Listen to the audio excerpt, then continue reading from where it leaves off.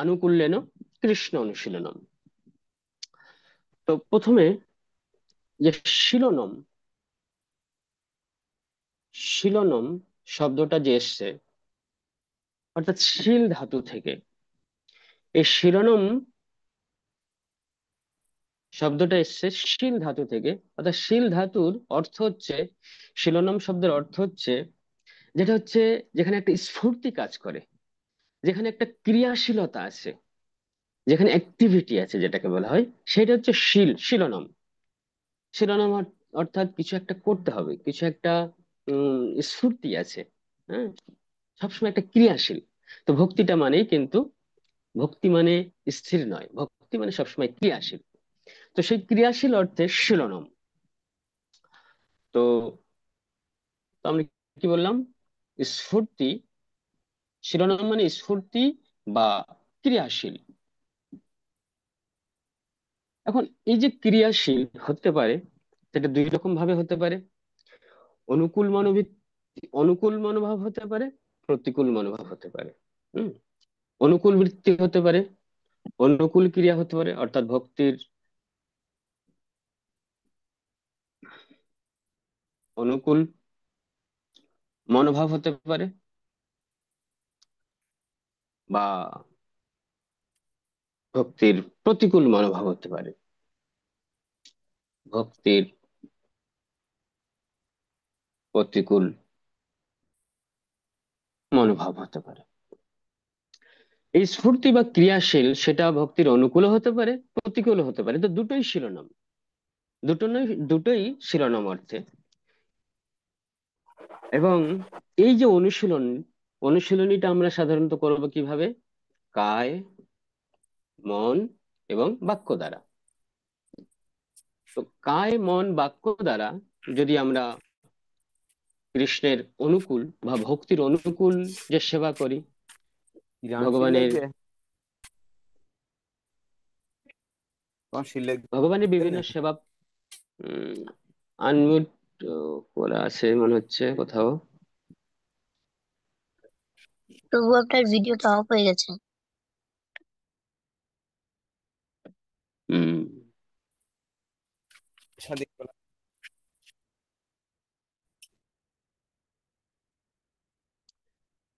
তো ভক্তির অনুকূল যে সমস্ত বিষয়, সেটা আমরা কায়, মন, বাক্য সহকারে পালন করতে পারি।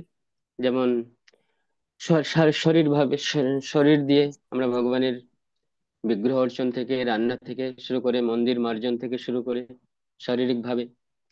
মন দিয়ে ভগবানের চিন্তা, ভগবানের লীলা স্মরণ। উম, বা বাক্য দ্বারা ভগবানের কথা কীর্তন, উম, ভগবানের যে আহ ভাগবত কথা আলোচনা, যেটা ভক্তির অনুকূল বিষয়। আর ভক্তির প্রতিকূল বিষয় যেগুলো কায়, মন, বাক্য দ্বারাই, সেটা যে চারটে আমাদের বিশেষ পাপ কর্ম আছে, সেটাও আমরা যদি অনুশীলন করি, সেটা শিলনম মধ্যে পড়তে পারে। তো শিলনম, এই যে আনুকূল্যন কৃষ্ণ অনুশীলনম, তো শিলনম কথাটা ভক্তির অনুকূল ভাবে হতে পারে, প্রতিকূল ভাবে হতে পারে, এবং সেটা কায়, মান, বাক্য সহযোগে হতে পারে। তো এখানে শিলনমের আগে কি আছে? অনু। অর্থাৎ অনু অর্থে এখানে নিরন্তর বা অনুসরণ করা, বা এখানে যে অনুশীলনম, সেটা হচ্ছে পূর্বতন আচার্যদের, পূর্বতন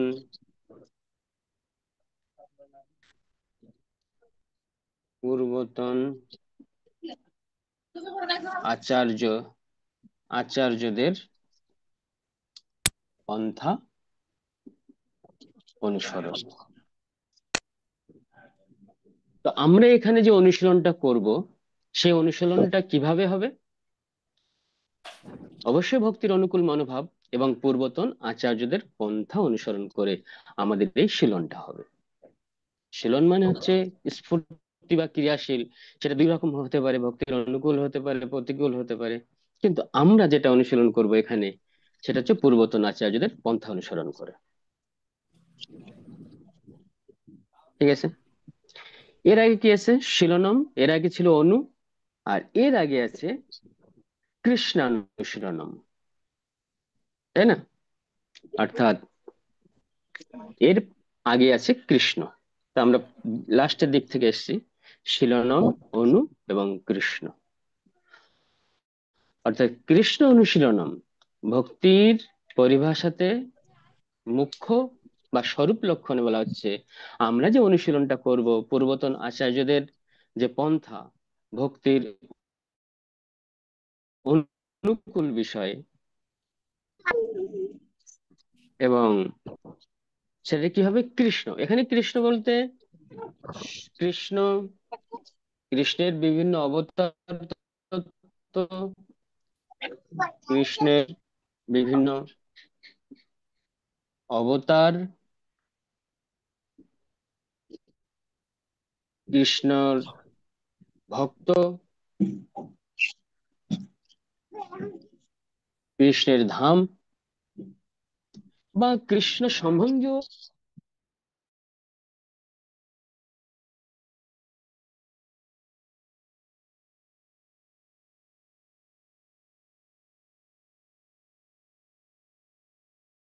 যাতে শুধু রাজা নয়, রাজা, তার বিভিন্ন পার্ষদ, তার যে রাজ্য,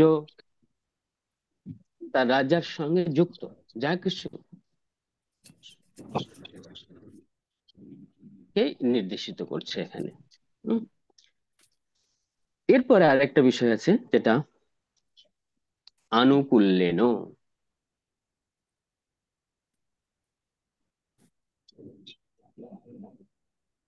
এরপরে কি আছে? আনুকূল্যেন।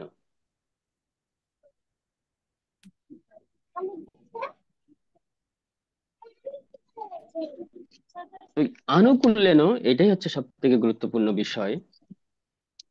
অর্থাৎ অনুকূল মনোভাব। আমরা কৃষ্ণ অনুশীলন করব, কৃষ্ণ অনুশীলনটা কি হবে, কিভাবে হবে? আনুকূল্যেন কৃষ্ণ অনুশীলন।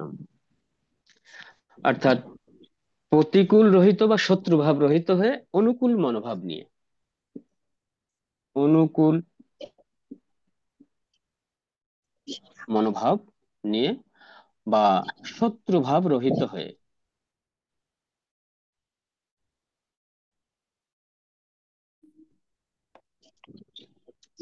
ঠিক আছে, শত্রু ভাব রহিত হয়ে অনুকূল মনোভাব নিয়ে যে কৃষ্ণ অনুশীলন, সেটা হচ্ছে আনুকূল্যেন। এখন এখানে একটা মজার বিষয় আছে।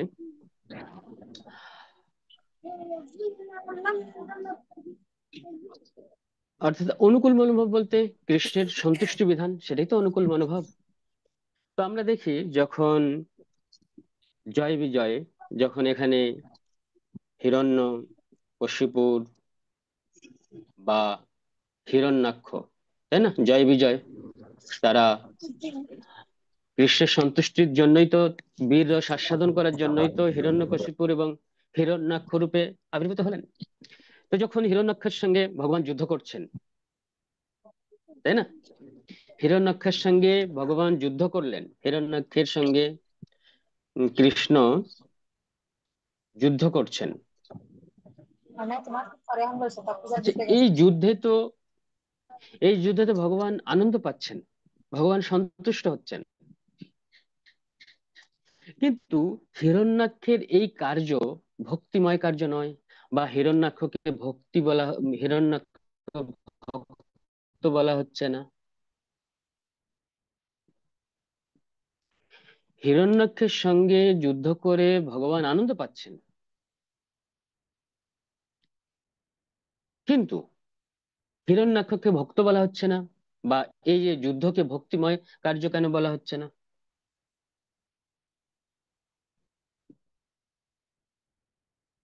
আবার অন্যদিকে যদি যশোদা মায়ের কথা দামবন্ধন লীলায় আমরা স্মরণ করি, তো সেখানে গোপাল কিন্তু ক্রোধিত হয়েছেন যখন মা কোল থেকে নামিয়ে দিয়েছেন গোপালকে, এবং চুলায় বসা দুধকে নিয়ে আসতে গেছেন, তখন গোপাল রেগে গেছে। কিন্তু রেগে গেলেও যশোদা মায়ের এই যে দামবন্ধন লীলা, যে যশোদা মা যে গোপালকে নামিয়ে দিল, দুধ উঠাতে গেল, যে চুলায় পড়ে যাচ্ছিল উতলে সেই দুধ নামাতে গেল, এই যে ক্রিয়াকে এটা ভক্তি অনুশীলন বলা হচ্ছে, যশোদা মাকে ভক্ত বলা হচ্ছে। যদিও এখানে কৃষ্ণ কিন্তু কৃষ্ণ অত্যন্ত ক্রোধিত হয়েছেন। এখানে কৃষ্ণ যুদ্ধ করে, এখানে কৃষ্ণ সন্তুষ্ট হয়েছেন, কৃষ্ণ এখানে সন্তুষ্ট। হিরণ্যকের সঙ্গে যুদ্ধ করে কৃষ্ণ সন্তুষ্ট। দামোদর লীলা, যশোদা মায়ের দামবন্ধ লীলায় কৃষ্ণ ক্রোধিত হয়েছেন, তাই না? কৃষ্ণ এখানে ক্রোধিত হয়েছেন। তাহলে কৃষ্ণ ক্রোধিত হলে এটা, এই লীলাটা কেন ভক্তিময়ী লীলা বলা হচ্ছে? যশোদা মাকে ভক্ত বলা হচ্ছে। আর এখানে কৃষ্ণ সন্তুষ্ট হলেও, সবাই মিউট করে দেন প্রভুজি, আনমিউট করে দেন। এই আনমিউট করলে তো কথা বলবে, তাই না? হুম।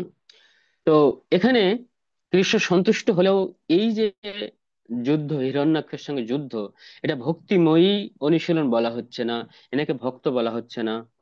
যশোদা মায়ের দামবন্ধন লীলায় কৃষ্ণ রেগে গেছেন, এখানে ভক্তিময়ী বলা হচ্ছে, যশোদা মা কে ভক্ত বলা হচ্ছে। এর কারণ কি? এর কারণ হচ্ছে হিরণ্যাক্ষর যে মনোভাব, এটা হচ্ছে শত্রুভাব ছিল। কৃষ্ণকে মেরে ফেলতে হবে, কৃষ্ণের চিহ্ন রাখলে চলবে না, আমি কৃষ্ণের স্থান অধিকার করব। এখানে এই যে যুদ্ধে হিরণ্যাক্ষের মনোভাব ছিল শত্রু মনোভাবাপন্ন, সেটা আনুকূল্যেন ছিল না, সেটা কৃষ্ণ ভক্তির বা কৃষ্ণের সন্তুষ্টির জন্য অনুকূল মনোভাব নয়। কিন্তু যদিও যশোদা মা কৃষ্ণকে কোল থেকে নামিয়ে দিয়েছেন, তিনি দুধ নামাতে গেছেন, মনোভাবটা কি? কৃষ্ণের সন্তুষ্টির জন্য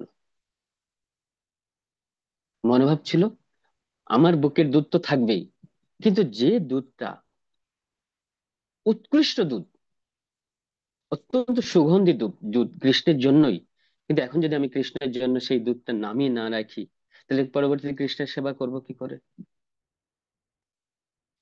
তো সেটা অনুকূল ছিল, কৃষ্ণের সন্তুষ্টি বিধানের জন্যই ছিল। তো সেই জন্য যশোদা মায়ের যে উম এটা ভক্তি হচ্ছে, এটা ভক্ত হচ্ছে, যশোদা মায়ের এই যে আচরণটা, ক্রিয়াটা, এটা ভক্তি। যদি কোনো প্রশ্ন থাকে মাঝখানে, প্রশ্ন করবেন, প্রশ্ন করলে ক্লিয়ার হবে জিনিসটা।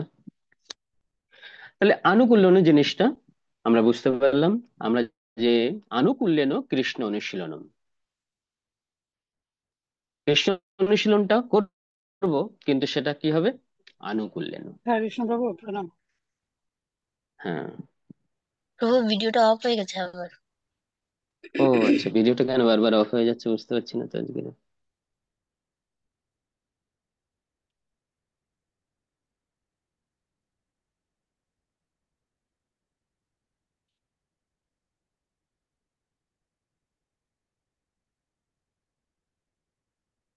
ঠিক আছে না?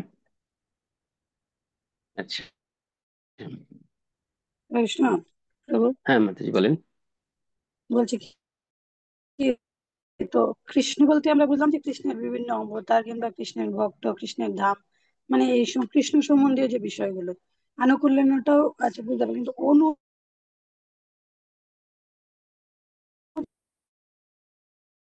যে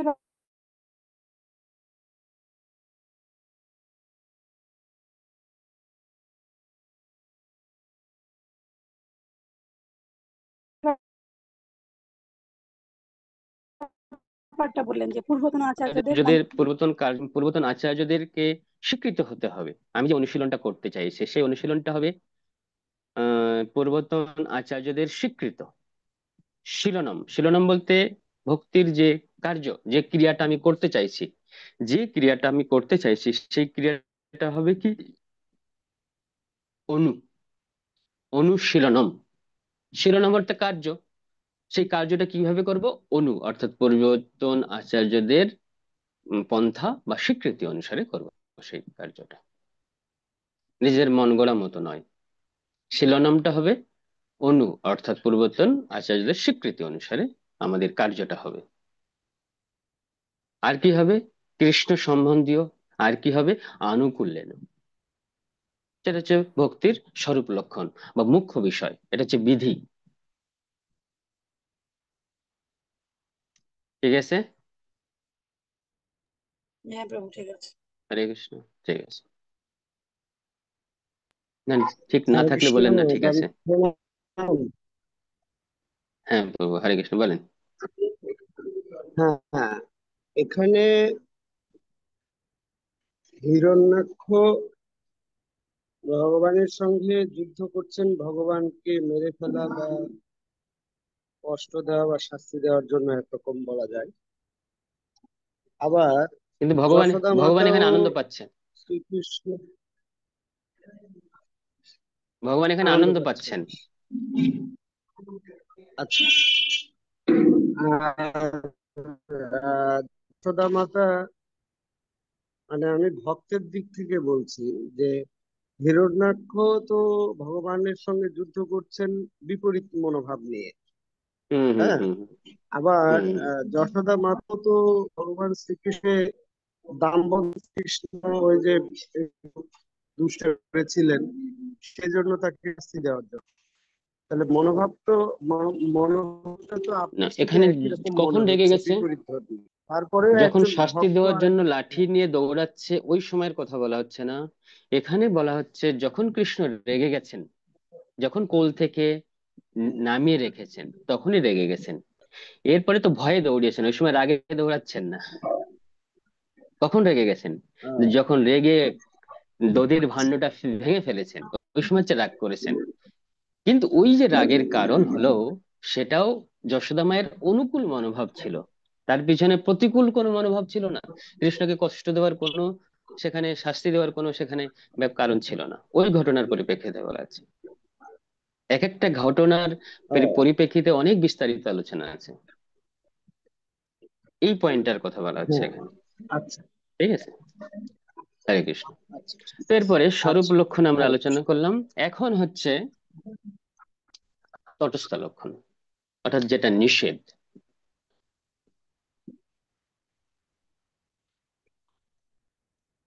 তটস্থ লক্ষণ,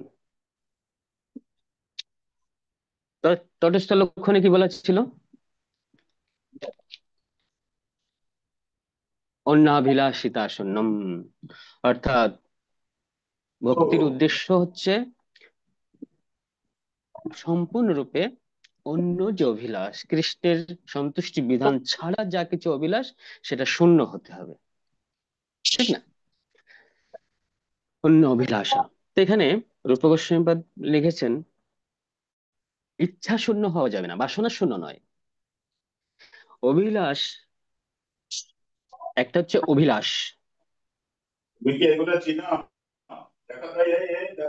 একটা হচ্ছে অভিলাষ, আর একটা হচ্ছে অভিলাষ, আর একটা হচ্ছে অভিলাষিতা।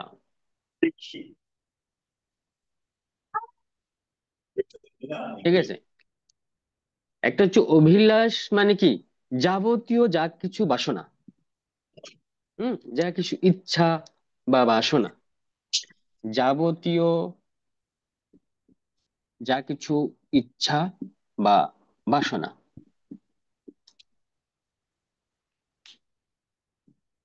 তো এখানে অভিলাষিতা এবং অভিলাষের পার্থক্য হচ্ছে,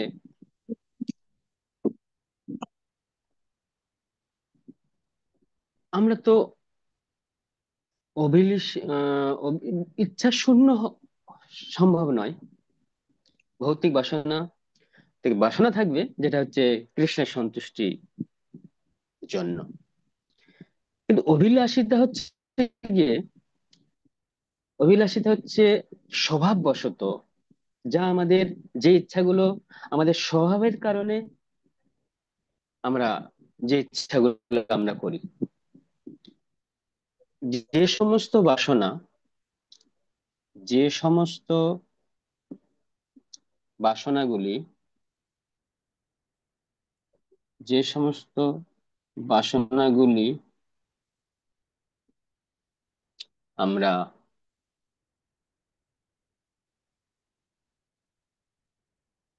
স্বভাববশত স্বভাবের কারণে আমরা স্বভাবের কারণে করি, সেটা হচ্ছে অভিলাষিতা। অভিলাষ শূন্য বলছে না, যে সমস্ত বাসনাগুলি আমরা স্বভাবের কারণে করি এই সমস্ত বাসনাগুলি শূন্য হতে হবে। তো এখানে একটা উদাহরণ দেওয়া যায়, যেমন দ্রৌপদী দ্রৌপদী যখন বস্ত্রহরণ হচ্ছে, তো কৃষ্ণের কাছে প্রার্থনা করছেন, হে কৃষ্ণ, তাই না, আমাকে রক্ষা করুন, আমার এই বিপদ থেকে আপনি রক্ষা করুন। তো এখানে দ্রৌপদীর যে প্রার্থনাটা, এই দ্রৌপদীর প্রার্থনা কি কৃষ্ণের সন্তুষ্টির জন্য? দ্রৌপদীর যে প্রার্থনাটা তো নিজের জন্য, দ্রৌপদীর প্রার্থনাটা তো নিজের জন্য। কিন্তু দ্রৌপদীর এই প্রার্থনাটা যদিও নিজের জন্য, যেমন অভিলাষিতা শূন্যম হচ্ছে না, এটা তো কৃষ্ণের সন্তুষ্টি বিধানের জন্য এই অভিলাষ, দ্রৌপদীর এই অভিলাষ নয়, যেটা হচ্ছে নিজের জন্য অভিলাষ করেছেন, আমাকে রক্ষা করুন, আমাকে উম কাপড় দিয়ে আমার লজ্জা নিবারণ করুন, এটা তো ভৌতিক কিছু চেয়েছেন এখানে। তো দ্রৌপদীর এই যে বাসনা, এটাকে ভক্তির বিরোধী কেন বলা হচ্ছে না? হ্যাঁ, দ্রৌপদী যে এটা চেয়েছেন, এটা কখন চেয়েছেন? আত্মরক্ষার জন্য, অস্থায়ী পরিস্থিতির জন্য যে সমস্ত ইচ্ছা, সেটা ভক্তির বাধক নয়। অভিলাষিতা মানে হচ্ছে স্বভাবের বশত সেই বাসনাগুলো আমি করছি না। কিছু বাসনা আছে যখন আমাদের বিপদকালীন অবস্থা, যেটা হচ্ছে আত্মরক্ষার জন্য, আত্মরক্ষার জন্য বা অস্থায়ী পরিস্থিতির কারণে, পরিস্থিতির কারণবশত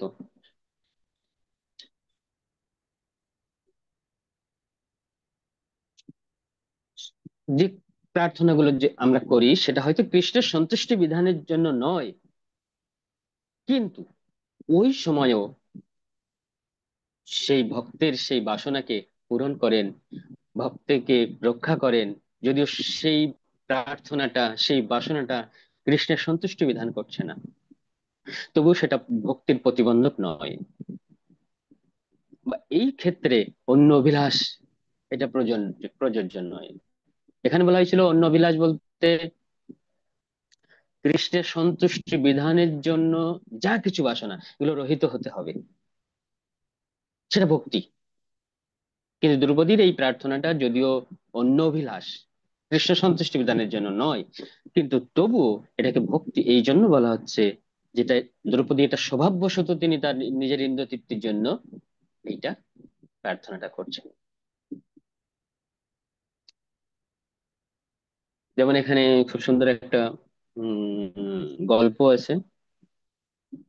তো বাচ্চাটা হঠাৎ করে যখন খাট থেকে পড়ে গেছে, তো এমন চিৎকার করেছে, মা গিয়ে তাড়াতাড়ি বাচ্চাটাকে তুলেছে। তো বাচ্চাটা কান্না থামানোর জন্য অনেক চেষ্টা করে, মা তখন তাকে একটা লজেন্স দিয়েছে। তো লজেন্স পেলে বাচ্চাটা কান্না থামিয়ে দিয়েছে। তো এখন বাচ্চাটা ভাবছে, তাই তো, আমি এখন যদি কান্না করি তাহলে লজেন্স দিবে, ঠিক আছে। এখন একটু পরেই আবার কান্না করা শুরু করেছে। তো মা বুঝতে পেরেছে আগের বার কেন দৌড়ে গেছিল, যে খাটের থেকে পড়ে গেছিল, এবং পড়ে যাওয়ার সময় যে কান্নাটা ছিল, এটা মা বুঝতে পারে এখন কখন কি ভাব নিয়ে কান্না করছে। ওইটার সময় ছিল যে বিপদে পড়েছে, কষ্ট পেয়েছে, সেই জন্য। কিন্তু এখন যে কান্নাটা কান্না করছে, মা বুঝতে পেরেছে এখন যে কান্না করছে এটা বিপদে নয়, এটা হচ্ছে লজেন্স লজেন্সের জন্য। মা সেটা বুঝতে পেরেছে। তো এটা হচ্ছে স্বভাববশত এই কান্নাটা। আর আগে যে পড়ে গেছিল যে কান্নাটা, ওইটা স্বভাবের কারণে নয়। তো সেটা তখন মা ছুটে গেছিল ওই আরতির সময়। ওটা অন্য অভিলাষ নয়, ভক্তকে ভগবান সবসময় ভক্তের জন্য ভগবান উদগ্রীব, কিভাবে তার সহযোগিতা করবেন, কিভাবে তাকে তার সেবা করবেন, সবসময় উদগ্রীব থাকেন। তো সেই ক্ষেত্রে সেটা স্বভাবের কারণে যখন হচ্ছে তখন নয় সেটা, এই বিষয়টা প্রভু আর কি। ভিডিও অফ হয়ে গেছে আবার। আচ্ছা, এটা তো কেমন জিনিসটা করছে screen এ।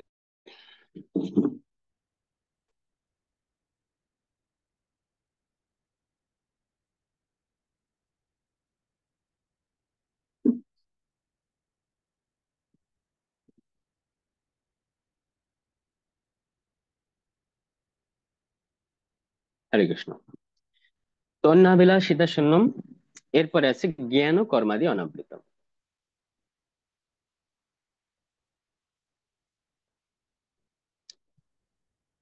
এটা মুছে দিলাম।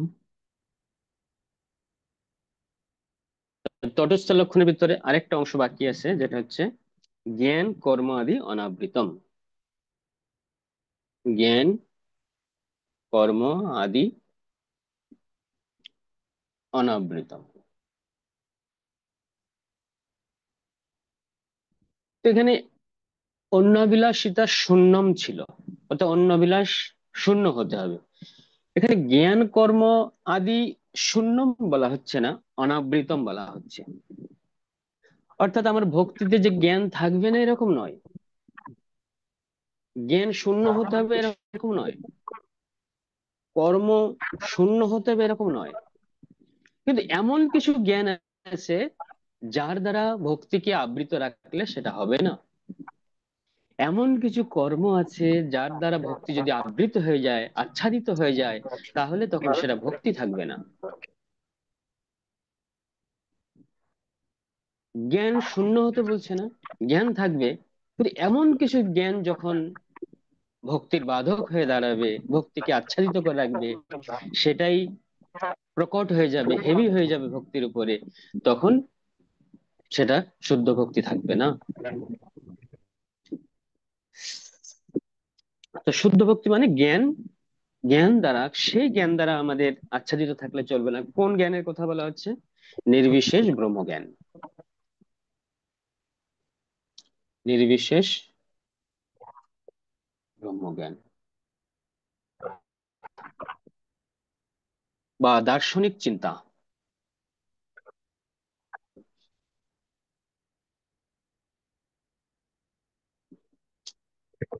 ভক্তরা ভক্তদের জ্ঞান, সেই নির্বিশেষ ব্রহ্ম জ্ঞানকে জেনেও তারা কৃষ্ণকেই তারা লক্ষ্য স্থির করতে পারে।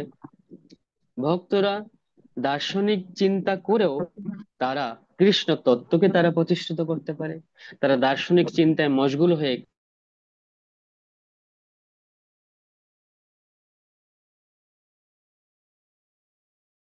কৃষ্ণকে বাদ দেয় না। তারা নির্বিশেষ জ্ঞান, ব্রহ্ম জ্ঞান লাভ করে যে সিদ্ধি, ব্রহ্ম ব্রহ্ম নির্বাণ, সেটা হচ্ছে গোষ্পদ তুল্য। এর কাছে, কৃষ্ণ প্রেম ভক্তির কাছে বা কৃষ্ণের কাছে, কৃষ্ণের স্বরূপে ফিরে যাওয়া মানে, কৃষ্ণের পার্শ্বদত্ত লাভ করা মানে সেখানে নির্বিশেষ ব্রহ্মজ্ঞান, সেই ব্রহ্ম জ্যোতিতে বিলীন হয়ে যাওয়া। এটা হচ্ছে গিয়ে যেখানে ভক্তির ভগবানের সঙ্গে কোনো আদান প্রদান নাই, বা ব্রহ্ম সাযুজ্য, এটা ভক্তরা আত্মহত্যার সামিল বলে মনে করে। বা ব্রহ্ম যে আনন্দ, ব্রহ্মানন্দ, সে আনন্দকে গোষ্পদের সঙ্গে তুলনা করা হয়েছে, যে কৃষ্ণ ভক্তির যে প্রেম রস আস্বাদন তার সঙ্গে। সুতরাং সেই জ্ঞান, যেখানে নির্বিশেষ ব্রহ্মে যখন আটকে থাকছি, যেখানে কৃষ্ণের কাছে আর পৌঁছতে পারছি না, দার্শনিক চিন্তা দরকার আছে আমাদের, যে আমি আত্মা না আমি দেহ, কিভাবে সেই আত্মতত্ত্ব বিজ্ঞানকে নিজে জানবো, অন্যদের কাছে উম প্রকাশিত করব ভক্তি তত্ত্ব বিজ্ঞানকে, এই জগতের সঙ্গে, এই জগৎ যে অনিত্য এবং সৎ বস্তু যে চিন্ময় জগৎ, দার্শনিক চিন্তার দরকার আছে, কিন্তু দার্শনিক চিন্তার উদ্দেশ্য হচ্ছে কৃষ্ণ তত্ত্বকে জাগ্রত করা, কৃষ্ণ ভক্তিকে প্রকাশিত করা। কিন্তু যখন কৃষ্ণ ভক্তি প্রকাশিত হচ্ছে না, দার্শনিক জল্পনা কল্পনাতেই আমি আটকে রয়েছি, এই জগতেই থাকলাম, তেমন দার্শনিক চিন্তার দরকার নাই, এমন নির্বিশেষ ব্রহ্মজ্ঞানেরও দরকার নেই। এর দ্বারা যদি কৃষ্ণ ভক্তি আবৃত হয়ে পড়ে, জ্ঞান শূন্য হচ্ছে, হতে বলা হচ্ছে না, এই সমস্ত জ্ঞানের দ্বারা আবৃত হলে চলবে না। এরপর হচ্ছে কর্ম। ভক্তিময়ী কর্ম, কর্ম হতে হবে, কিন্তু যে সমস্ত কর্ম আমাদের নিত্য বর্ণাশ্রম, বর্ণাশ্রমে যে সমস্ত নিত্য নৈমিত্তিক কর্মের কথা বলা হয়েছে, যেমন দান করতে হবে, বিভিন্ন ব্রত করতে হবে, বিভিন্ন আহ বিভিন্ন তপস্যার কথাও বলা হয়েছে, তারপরে শ্রাদ্ধ আদির কথা বলা হয়েছে, বিভিন্ন বা জ্যোতিষ যে বিদ্যা আছে, যে জ্যোতিষ অনুসারে, যথার্থ বাস্তুতন্ত্র অনুসারে আমাদের এই সমাজ, পরিবার, গৃহ আদি, সাজসজ্জা আদি সবকিছু ব্যবস্থাপত্র করতে হবে। এই সমস্ত কর্মের কথা বলা হয়েছে, কিন্তু যেখানে যে দানের সঙ্গে কৃষ্ণের সন্তুষ্টি নাই, যে ব্রতের সঙ্গে কৃষ্ণের সন্তুষ্টি নাই, যে তপস্যার সঙ্গে কৃষ্ণের সন্তুষ্টি নাই, যে শ্রাদ্ধের সঙ্গে কৃষ্ণের সন্তুষ্টি নাই, যে জ্যোতিষ তত্ত্বের সঙ্গে কৃষ্ণের সন্তুষ্টি নাই, এমন কিছু কর্ম যা আমাদের ভক্তিকে আবৃত করে রাখবে,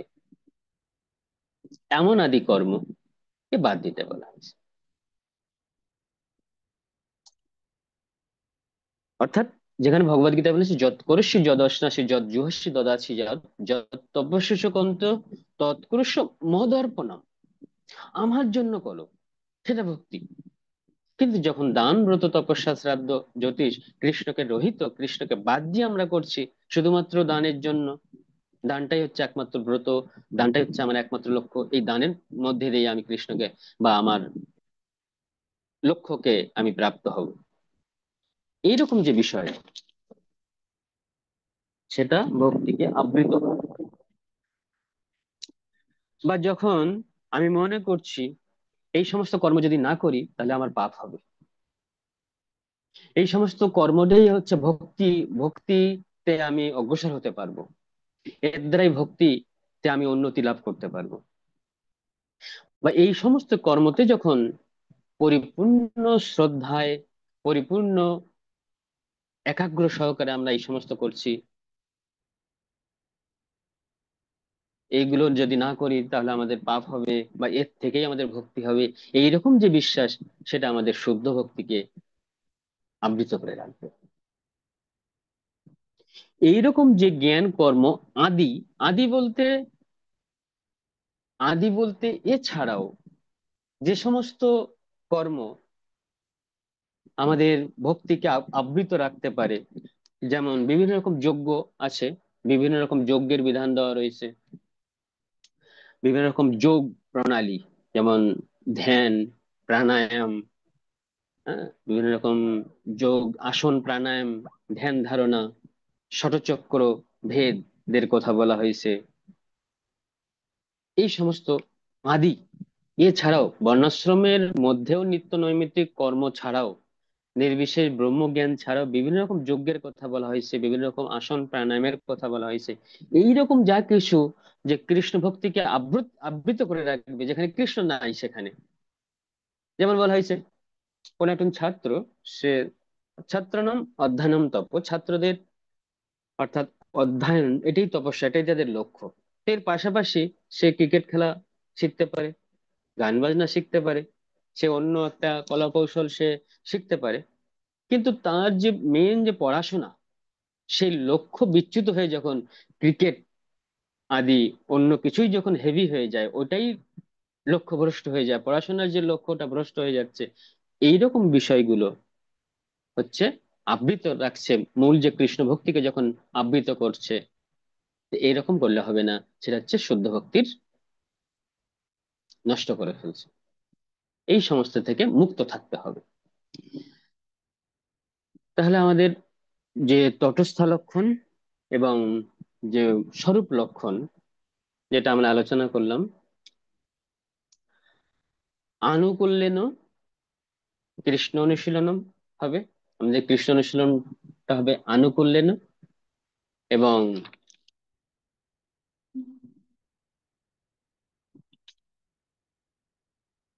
আর কি হবে, অন্যাভিলাষিতা শূন্যম। ঠিক আছে।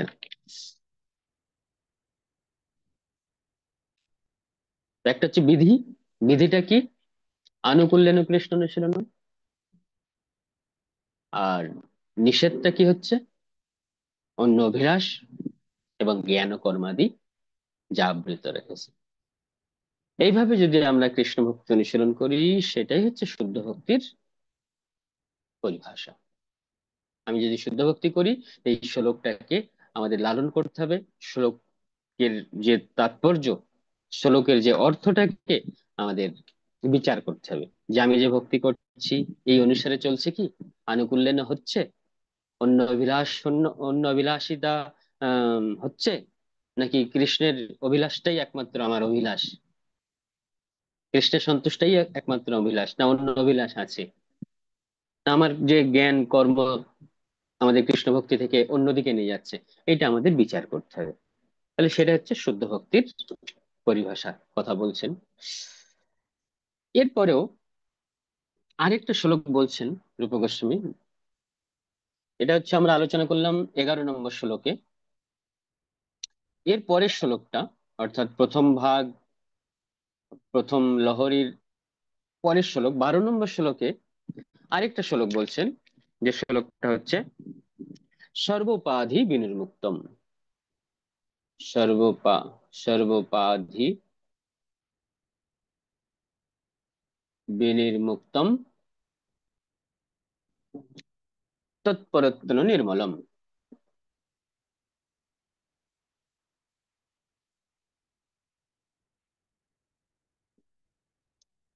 সর্বোপাধি বিনির্মুক্তম তৎপরত্ন নির্মলম ঋষিকেন ঋষিকেশ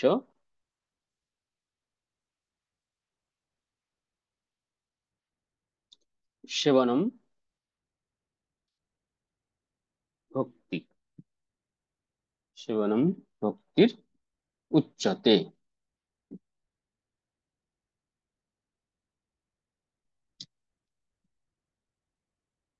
সেম আগের শ্লোকটাকেই অন্যভাবে বলছেন।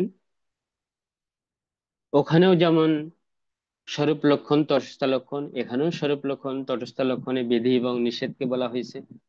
সেখানে কি রকম, আমরা ওই শ্লোকটার সঙ্গে একটু ম্যাচ করে আলোচনা করি, যেটা হচ্ছে সর্বোপাধি বিনির্মুক্তম। প্রথমে হচ্ছে এই লাইনটুকু, তাই না,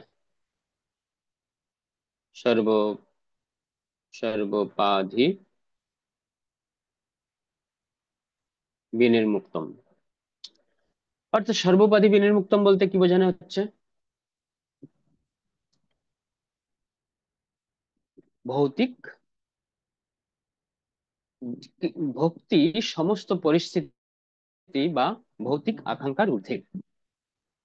ভৌতিক ভক্তি হচ্ছে সমস্ত ভৌতিক ভিডিও অফ হয়ে গেছে পরিস্থিতি। প্রভু। হুম, হুম।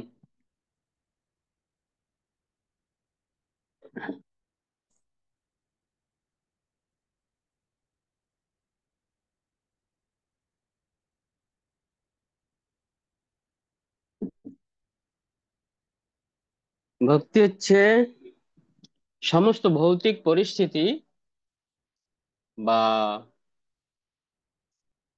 ভৌতিক আকাঙ্ক্ষার ঊর্ধ্বে,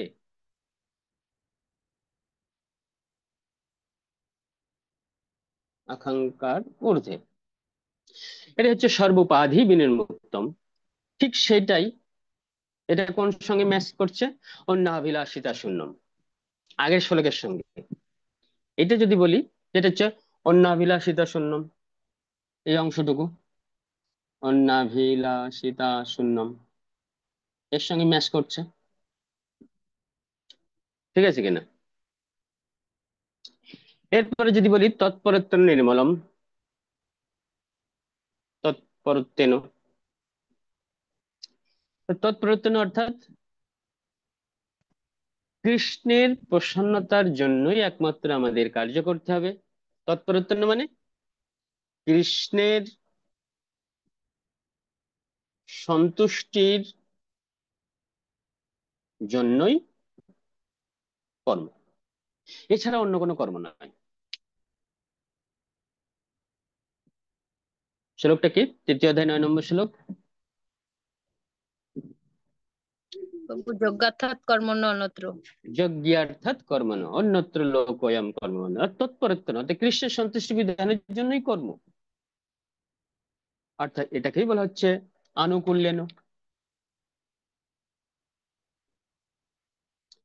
এটা আনুকূল্যেন অংশের সঙ্গে এটার সঙ্গে যুক্ত করা হচ্ছে। আর হচ্ছে নির্মলম, সর্ববাদী বিনির্মুক্ত তৎপরত্ব নির্মলম। নির্মলম অর্থাৎ অন্য কিছু প্রক্রিয়ার দ্বারা এটাকে মিশ্রিত ভক্তিতে মিশ্রিত বা কৃষ্ণের সন্তুষ্টি বিধানের জন্য যে কর্ম, এখানে কি হতে হবে? অন্য কিছুর দ্বারা এখানে মিক্স করলে হবে না, অন্য কিছুর দ্বারা এখানে বাধা প্রাপ্ত করলে চলবে না, অন্য কিছু এখানে মিক্স করলে চলবে না। হম নির্মলম অর্থাৎ সেই কৃষ্ণ সন্তুষ্টির বিধানের জন্য যে কর্ম, তার সঙ্গে অন্য কোনো কিছু অন্য কোনো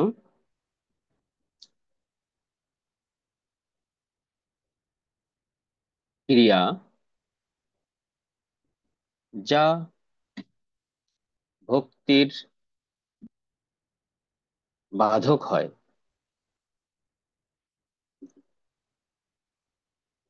সেটা হচ্ছে নির্মলম হতে হবে, অর্থাৎ অনর্থ থেকে মুক্ত হতে হবে। অর্থাৎ এখানে বলা হচ্ছে জ্ঞান কর্মাদি অনাবৃতম, জ্ঞান কর্মাদি অনাবৃতম।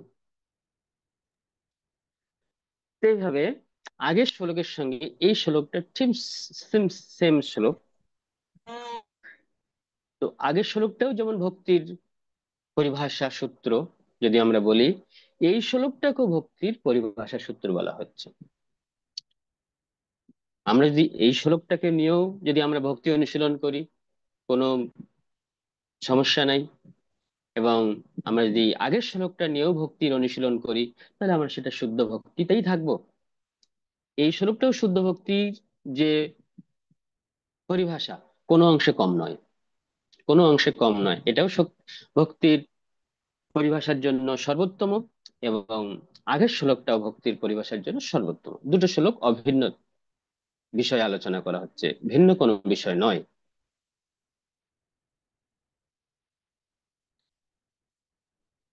এবং তারপরে কি? ঋষিকেন ঋষিকেশ সেবনম, অর্থাৎ ইন্দ্রিয় দ্বারা যখন আমরা কৃষ্ণের সেবা করছি, সেটা হচ্ছে ভক্তি। ইন্দ্রিয় দ্বারা যখন ইন্দ্রিয়ের অধিপতি ঋষিকের সেবা করছি, সেটা হচ্ছে ভক্তি। এটাই হচ্ছে অনুশীলনম, কৃষ্ণ অনুশীলনম যেটা বলা হচ্ছে। হম ঋষিকেন ঋষিকেশ, ঋষিকেন ঋষিকেশ, যে অংশটা ঋষিকেন ঋষিকেশ সেবনম, অর্থাৎ আনুকূল্যেন কৃষ্ণ অনুশীলনম। এটা হচ্ছে, এখানে লেখা যাচ্ছে না, লিখে নেন, আনুকূল্যেন কৃষ্ণ অনুশীলনম, এই অংশটা হবে।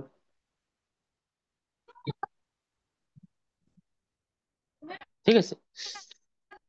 তো এই অংশের সঙ্গে আনুকূল্যান কৃষ্ণ অনুশীলনম হচ্ছে অর্থাৎ সমস্ত ইন্দ্রিয় দ্বারা যখন আমরা ইন্দ্রিয় প্রতি কৃষ্ণের সেবা করছি, সেটা হচ্ছে আনুকূল্যান কৃষ্ণ অনুশীলনম। সেটা হচ্ছে ঋষিকেন ঋষিকেশ, সেটাই ভক্তি, এটাও ভক্তি। নির্মলম হচ্ছে অন্য কোনো কিছু অনর্থ জ্ঞান কর্মাদি আর আদি আমাদের ভক্তি যেন আবৃত না করতে পারে। তৎপরত্বেন অর্থাৎ কৃষ্ণ ভক্তি যা কিছু অনুকূল, একমাত্র কৃষ্ণ সন্তুষ্টি, এছাড়া অন্য কোনো বিষয় নয় এখানে।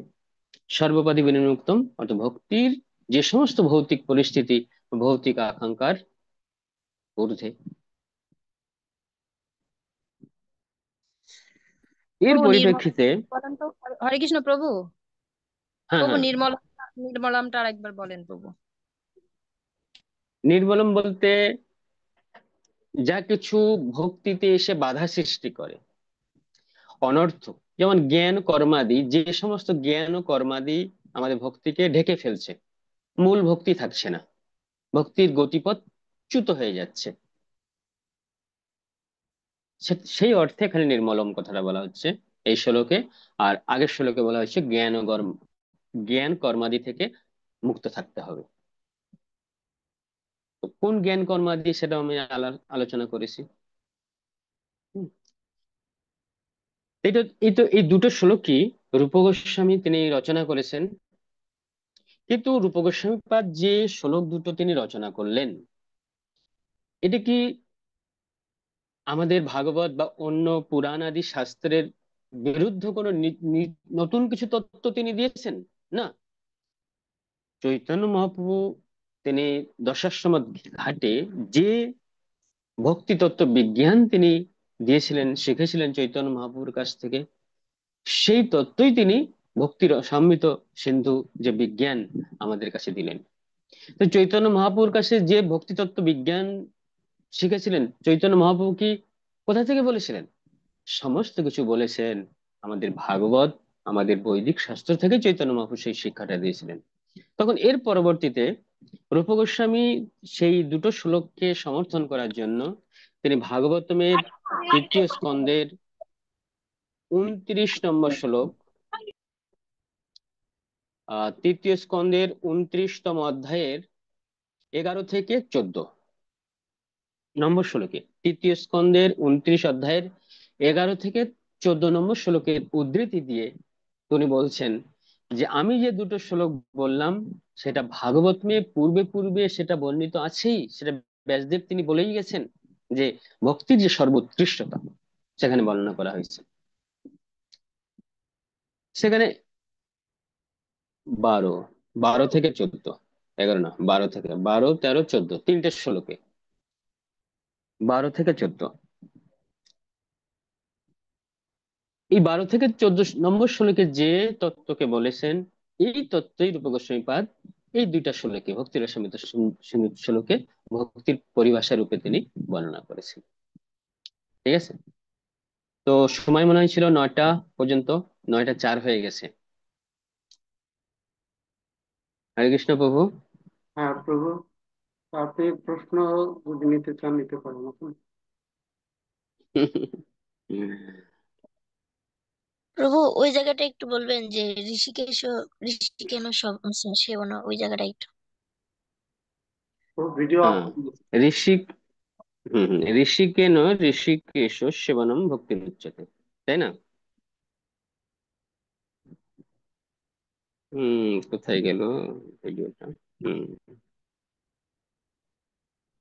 আচ্ছা, এখন তো আর বোর্ড দরকার নেই, আমি এখন চলে আসি এখানে। তো ঋষিকেন ঋষিকেশ সেবনম ভক্তির উচ্চতে, ঋষিকেন অর্থাৎ আমাদের ইন্দ্রিয় দ্বারা যদি ইন্দ্রিয়ের অধিপতি ঋষিকেশ কৃষ্ণের সেবায় আমরা নিযুক্ত করতে পারি আমাদের ইন্দ্রিয়গুলোকে, সেটাই হচ্ছে ভক্তি। আমাদের ইন্দ্রিয় দ্বারা যখন ইন্দ্রিয় অধিপতি কৃষ্ণের সেবা করব ইন্দ্রিয়গুলো দিয়ে, এর নামই হচ্ছে ভক্তি। ঠিক আছে। কৃষ্ণ, আমাদের হাত দিয়ে যদি আমি কৃষ্ণের মন্দির মার্জন করি, এটা ভক্তি। হাত দিয়ে যদি আমরা কৃষ্ণের যে কোনো সেবা করি, এই কৃষ্ণের যে কোনো সেবায় সহযোগিতা করি, আমার হাত, সেটা ভক্তি হলো। আমার মাথাটা যদি কৃষ্ণের চরণের জন্য প্রণতি নিবেদন করে, এটা ভক্তি হলো। আমার পা যদি কৃষ্ণের মন্দিরের উদ্দেশ্যে গমন করে, এই চলাটা ভক্তি হলো। আমার চোখটা যদি কৃষ্ণকে দর্শন করতে যায়, এটা ভক্তি হলো। আমার কানটা যদি কৃষ্ণের কথা শ্রবণ করতে যায়, এটা ভক্তি হলো।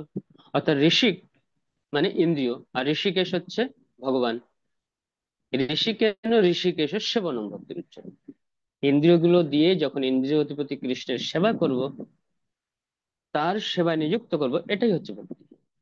এটাকে বলা হচ্ছে এই শ্লোকে। আর আগের শ্লোকে বলা হয়েছিল আনুকূল্যেন কৃষ্ণ অনুশীলনম। এভাবে দুটো শ্লোকের একই তাৎপর্য। এই দুটো শ্লোকই হচ্ছে ভক্তির পরিভাষা। আজকে আমাদের যেটা আলোচনার বিষয় ছিল ভক্তির অসমেত সুন্দর, এই শ্লোকের উপরেই আলোচনা। জাস্ট প্রভু যে বলছিলেন একটা বিষয় দিতে, আমি ভাবলাম যে এই শ্লোকটাই আলোচনা করবি আজকে। এইভাবে আর কি করেছিলাম। প্রভু খুব সুন্দর আলোচনা হয়েছে, এবং এই দুটো শ্লোক আমরা প্রায়ই শুনে থাকি।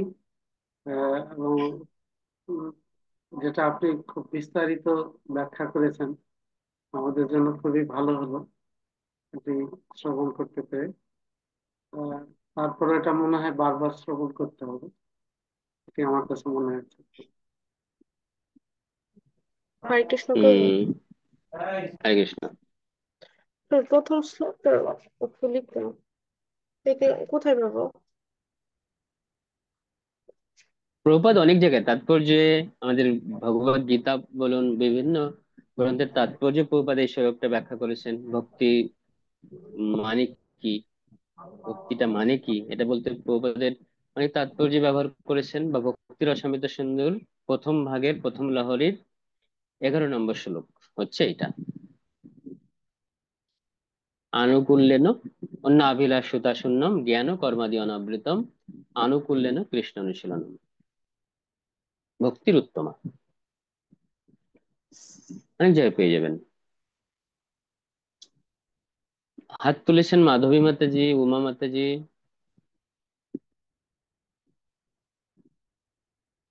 মাধবী মাতাজি প্রশ্ন করুন। আপনি এই আজকে ক্লাসে শুদ্ধ ভক্তি পরিভাষা ব্যাখ্যা করেছেন। তো প্রভু, আমার প্রশ্নটা ছিল যে ভক্তি মানে তো ভগবানের প্রেমময় সেবা। এই ভক্তি আর শুদ্ধ ভক্তি, এই দুটোর পার্থক্যটা আসলে কি, তাই বুঝতে পারছি না। একটু ব্যাখ্যা করবেন? বলা হচ্ছে একটা জল, জল যখন কোনো কিছুর দ্বারা কি হয়, যদি এর সঙ্গে আমি শরবত বানাই, এর সঙ্গে লেবু যোগ করতে হবে, এর সঙ্গে চিনি চিনি মিক্স করতে হবে, ঠিক না? তখন এটা বিশুদ্ধ জল থাকলো না, এর সঙ্গে কিছু যোগ করা হয়েছে।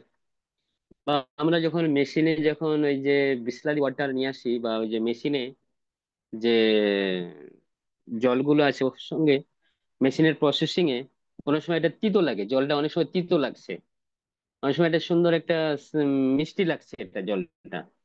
তো ওখানে কিছু কেমিক্যাল ওখানে যোগ করা হচ্ছে, বা কোনো কিছু জল থেকে ওখানে মাইনাস করা হচ্ছে কোনো কিছু। তো এটা বিশুদ্ধ জল বলা হচ্ছে না ওইটা। তো যখন অনুশীলনম, অর্থাৎ আমাদের যে কৃষ্ণ ভক্তিটা যে অনুশীলনটা হবে, যদি সেটা পূর্বতন আচার্যদের দ্বারা সমর্থিত না হয়, সেটা যদি জ্ঞান কর্ম আদি যারা যদি আবৃত হয়ে যায়, যদি সেটা আনুকূল্যে মনোভাব যদি কৃষ্ণের সন্তুষ্টি বিধানের অনুকূলে না থাকে, তাহলে সেটা শুদ্ধ ভক্তি থাকে না। সেটা হয় জ্ঞান মিশ্রা ভক্তি, নাহলে কর্ম মিশ্রা ভক্তি, নাহলে ভক্তি অন্য কোনো কিছু দ্বারা দূষিত হয়ে যায়, ওটা শুদ্ধ ভক্তি থাকে না। তো শুদ্ধ ভক্তির পরিভাষা যদি বলতে হয়, তাহলে রূপ গোস্বামীপাদ এই শ্লোকটা আমাদের এটা সূত্র। এটা হচ্ছে শুদ্ধ ভক্তি কি, এটা হচ্ছে শুদ্ধ ভক্তির পরিভাষা সূত্র। আমি যে কৃষ্ণের জন্য একটা সেবা করছি, কৃষ্ণের জন্য একটা প্রার্থনা করছি, কৃষ্ণের জন্য একটা কাজ যাই হোক কিছু করলাম, তো দেখতে হবে এই সেবা, এই প্রার্থনা সম্পাদনের মধ্যে এই সমস্ত কিছু সূত্রগুলো মিলছে কিনা, এই সেবার মধ্যে, এই প্রার্থনার মধ্যে হুম কি জ্ঞান কর্ম আদি আবৃত আছে কি, এটা কি আনুকূল্যেন হচ্ছে, এটা কি পূর্বতন আচার্যদের যে পন্থা যে নির্দেশ সব অ্যাজ ইট ইজ আছে, তো এগুলো মিলিয়ে দেখতে হবে। তাহলে এটা শুদ্ধ ভক্তি, সমস্যা নেই। আর এখানে কোনোটা মিল নাই, কোনোটা মিল হচ্ছে না, তাহলে এটা শুদ্ধ ভক্তি নয়, তথাকথিত ভক্তি হতে পারে। এই সবগুলো হয়তো কোনো একটা মিস গেছে, কোনোটা হয় নাই, তখন সেটা ভক্তি বলা হবে, কিন্তু শুদ্ধ ভক্তি হবে না।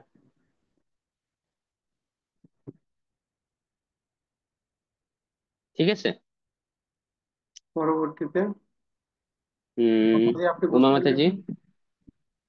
হরে কৃষ্ণ প্রভু। প্রভু ওই যে অভিলাষ আর অভিলাষিতাটা ভালো ক্লিয়ার হয়নি প্রভু। মানে অভিলাষ বলছেন যে যাবতীয় অভিলাষ বলছে, অভিলাষ শূন্য নয়, অভিলাষিতা শূন্যম হতে হবে। অর্থাৎ আমাদের যে অভ্যাসগুলো, যে ইচ্ছাগুলো আমাদের অভ্যাসবশত আছে, এই ধরনের যে অভিলাষ, অভিলাষ এই ধরনের যে অভিলাষ, এইগুলো বর্জন, এইগুলো শূন্য হতে হবে। আমাদের স্বভাববশত যে সমস্ত ইচ্ছা, যে অভিলাষগুলো এখানে দ্রৌপদীর উদাহরণ দেওয়া হয়েছে, এই অভিলাষটা কি দ্রৌপদীর স্বভাবজাত নয়, এটা হচ্ছে আত্মরক্ষার জন্য আপৎকালীন একটা পরিস্থিতির শিকার হয়ে কৃষ্ণের কাছে তিনি শরণাগত হয়েছেন।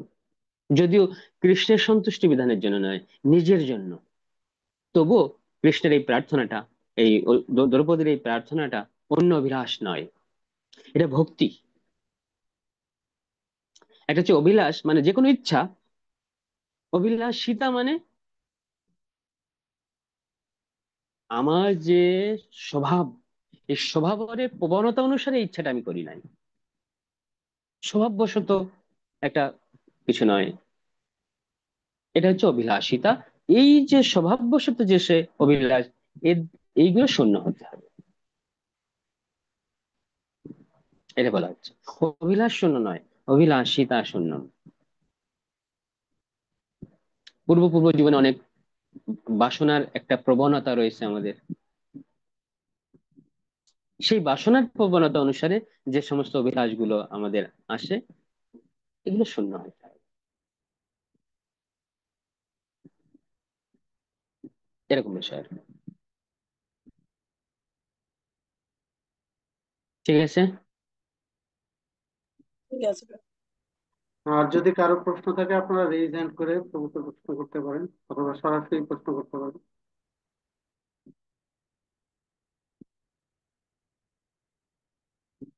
হম।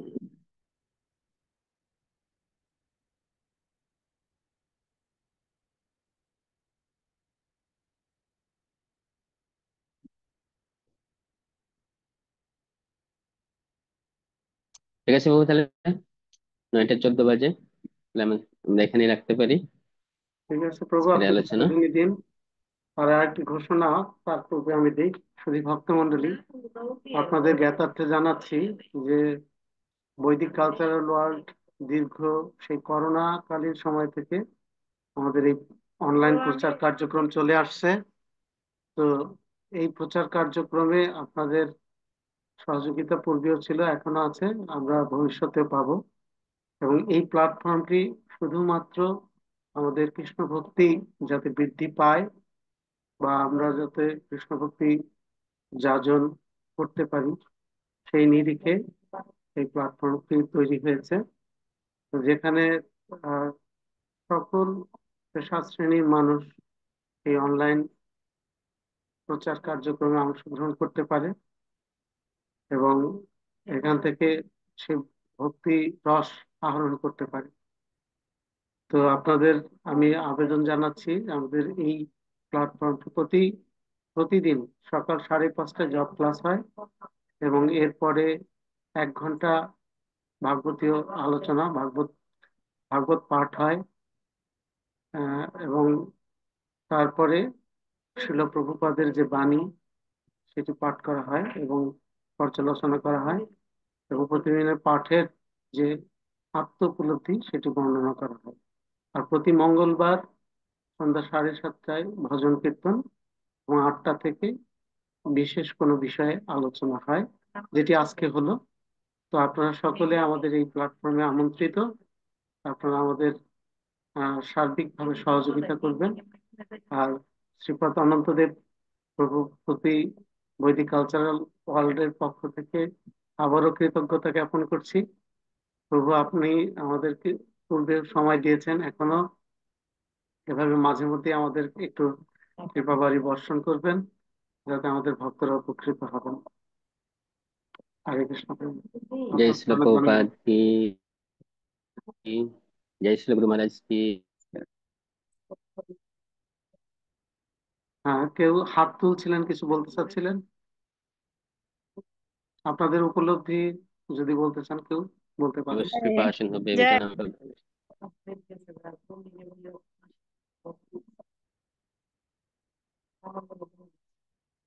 আমাদের অনন্তদেব প্রভু ইতিমধ্যে বিদায় নিয়েছেন। তো আপনারা আপনাদের আজকের পাঠের যদি কোনো উপলব্ধি আপনারা বলতে চান বা আপনারা কিছু জানার থাকে আমাদের বৈদিক কালচারাল ওয়ার্ল্ড সম্পর্কিত কোনো বিষয় প্রশ্ন করতে পারেন আনমিউট করে।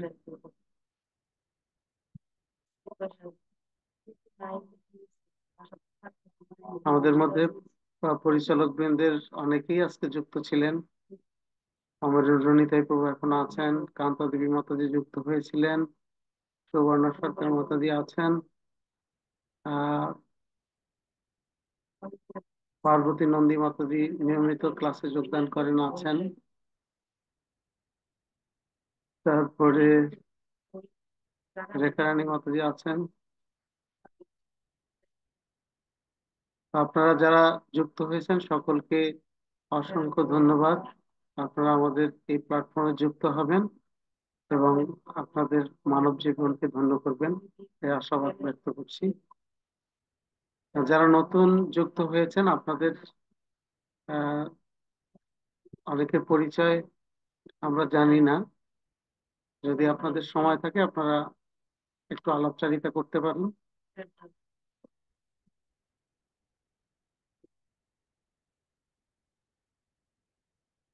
আমাদের মাঝে বনমালিনী মাতাজি আছেন যুক্ত, ডলি মাতাজি আছেন, লক্ষ্মী মন্ডল মাতাজি আছেন যারা নিয়মিত, চম্পক বর্ণা চিত্রা গোপী দেবী দাসী মাতাজি আছেন।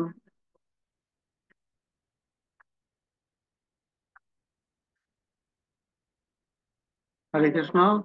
হরিচরণ দাস প্রভু আপনি কোথা থেকে যুক্ত হয়েছেন প্লিজ একটু বলুন। হরে কৃষ্ণ। হরে কৃষ্ণ প্রভু, নেত্রকোনা দুর্গাপুর। হরি বল। ঠিক আছে, আপনাকে অসংখ্য ধন্যবাদ। আপনি এভাবে যুক্ত থাকবেন। আর আমাদের এখানে প্রতি রবিবারে শিশুদের একটি ক্লাস হয়, সেখানে যদি ছোট্ট শিশুরা থাকে সেখানে অংশগ্রহণ করতে পারে। সকাল 6:30 থেকে সেই ক্লাসটি হয় এবং শনিবারে শিলা প্রভুপাদের গ্রন্থ থেকে পাঠ করা হয়। প্রভু প্রতি রবিবারে শিশুদের ক্লাস না প্রভু? হ্যাঁ, রবিবারে শিশুদের ক্লাস হয় সকাল 6:30 থেকে সকাল কটা থেকে প্রভু? 6:30 থেকে 7:30। 7:30। আচ্ছা প্রভু, আমার দুটো মেয়ে আছে, হ্যাঁ, এই একই আইডি পাসওয়ার্ড ইউজ করে যুক্ত হবেন। ঠিক আছে।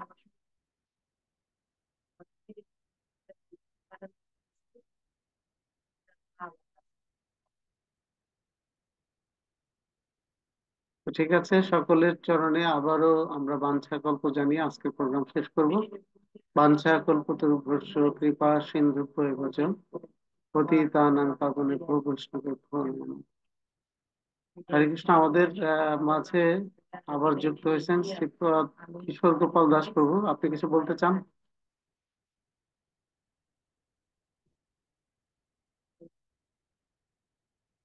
কিশোর গোপাল দাস প্রভু শুনতে পাচ্ছেন?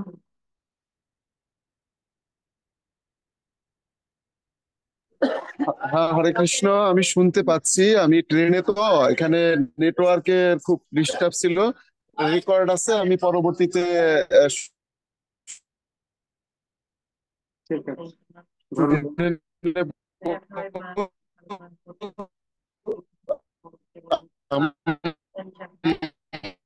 যেটুকু বুঝতে পেরেছি তিনি প্রবচন দিয়েছেন, তাকে আমার অন্তরের অন্তঃস্থল থেকে গভীর শ্রদ্ধা, বিনম্র প্রণাম এবং অশেষ ধন্যবাদ জ্ঞাপন করছি। আর যারা দর্শক শ্রোতা রূপে যুক্ত হয়ে আমাদের এই বৈদিক কালচারাল ওয়ার্ল্ডের অনুষ্ঠানকে সুন্দর ও সার্থক করেছেন, তাদেরকেও ঠিক একইভাবে বিনম্র প্রণাম এবং অশেষ ধন্যবাদ জ্ঞাপন করছি। হরে কৃষ্ণ। সকলে নিয়মিত যখনই সুযোগ পাবেন বা একটু আগ্রহ করে আমাদের বৈদিক কালচারাল ওয়ার্ল্ডের প্রতিটি প্রোগ্রামে আপনারা সংযুক্ত হবেন এই আশাবাদ ব্যক্ত করছি। হরে কৃষ্ণ। হরে কৃষ্ণ। বনমালিনী মাতাজি, আপনি কিছু বলতে চাচ্ছিলেন?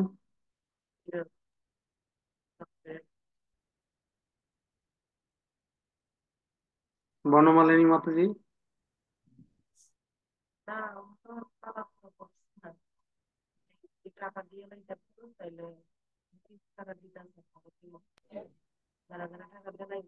হ্যাঁ প্রভু বলেন। হ্যাঁ, আপনি কিছু বলতে চাচ্ছিলেন?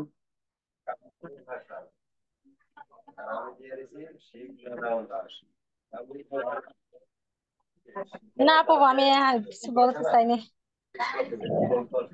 ঠিক আছে, আজকের মতো আমরা এখানে শেষ করছি।